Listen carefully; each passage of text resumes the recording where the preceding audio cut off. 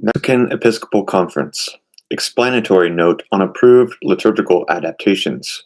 The Mexican Episcopal Conference, in light of various interpretations spread about the recent adaptations to the ordinary of the Mass approved by the Dicastery for Divine Worship in the Discipline of the Sacraments, considers it necessary to make the following clarifications. 1. Scope of the approval. These adaptations have been approved exclusively for the Celtal, Tzotzil, Chol, Tojolabal, and Zoque communities, and not for other communities of the faithful who do not belong to these indigenous peoples. These are optional adaptations to the ordinary Mass of the Roman Rite. They do not constitute a new rite, nor a substantial modification of the structure of the Mass of the Roman Missal.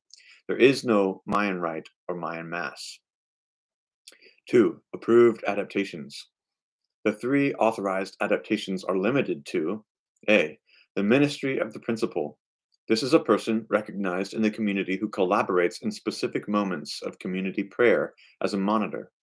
The principal acts always under the invitation of the priest who presides the celebration. The principal invites the assembly to pray aloud at certain moments of the celebration. At no time does the principal assume the role of presider over the Eucharistic celebration. B. The ministry of incensation. It is performed at the times provided for in the Roman Missal. It incorporates the traditional use of incense proper to the communities. It is designated by the diocesan bishop. C. Prayer of the assembly moderated by the principal. Under the priest presider, the principal invites the assembly to pray aloud, presenting to God their personal and communal intentions. The assembly may stand or kneel. It is performed only at one of the following 3 moments of the Mass. 1. At the beginning of Mass, after the greeting. 2. During the prayer of the faithful. 3. At the Thanksgiving, after communion. In this case, this prayer may be performed with bodily movement accompanied by appropriate music. It is not a ritual dance, but rhythmic swaying of the body. 3. Important clarifications. It is necessary to specify that the following have not been approved. A Mayan rite. Ritual dances during the celebration, use of a Mayan altar, prayers to the cardinal points, turning over the role of the liturgical presider to laypersons.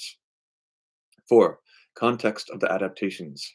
These adaptations are the result of a careful process of diocesan discernment, the study and approval by the CEM, the recognitio of the Dicastery for Divine Worship in the Discipline of the Sacraments, respect for both the nature of the liturgy and legitimate cultural expressions. 5. Implementation. The adaptations which are optional will be implemented gradually. Necessary training will be provided for priests and pastoral agents. A pastoral follow-up of their application will be maintained.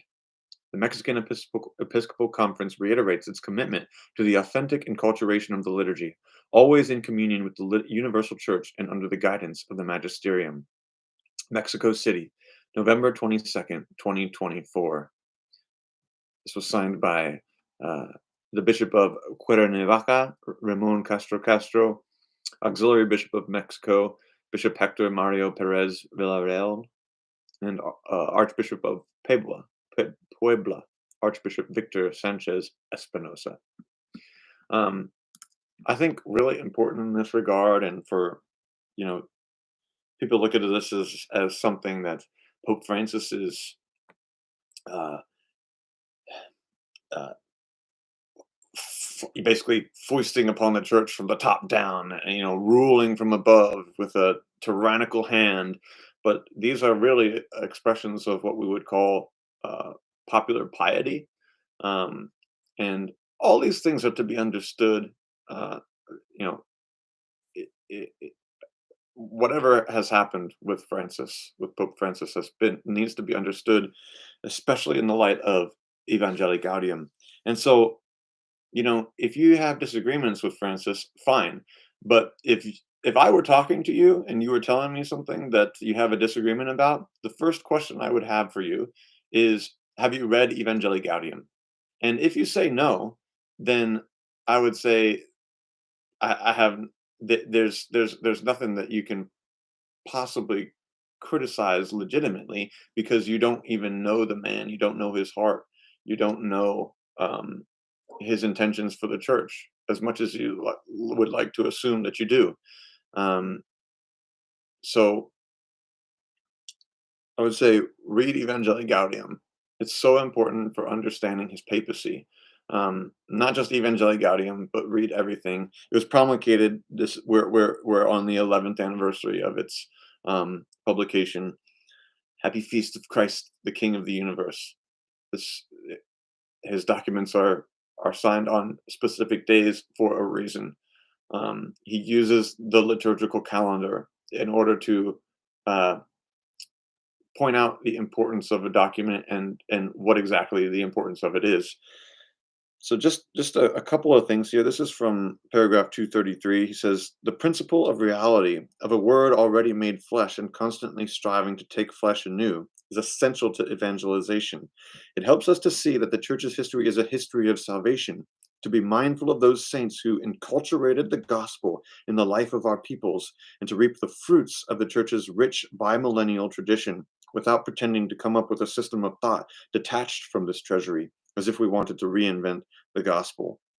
Um, I think important in this regard also is in the next paragraph, 234, he says, um, I'll read 234 and 235. An innate tension also exists between globalization and localization. We need to pay attention to the global so as to avoid narrowness and banality. Yet we also need to look to the local, which keeps our feet on the ground. Together, the two prevent us from falling into one of two extremes.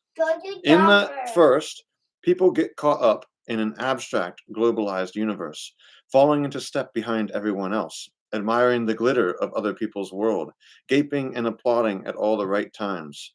At the other extreme, they turn into a museum of local folklore, a world apart, doomed to doing the same things over and over and incapable of being challenged by novelty or appreciating the beauty which God bestows beyond their borders. The whole is greater than the part, but it is also greater than the sum of its parts. There is no need, then, to be overly obsessed with limited and particular questions. We constantly have to broaden our horizons and see the greater good which will benefit us all. But this has to be done without evasion or uprooting. We need to sink our roots deeper into the fertile soil and history of our native place, which is a gift of God.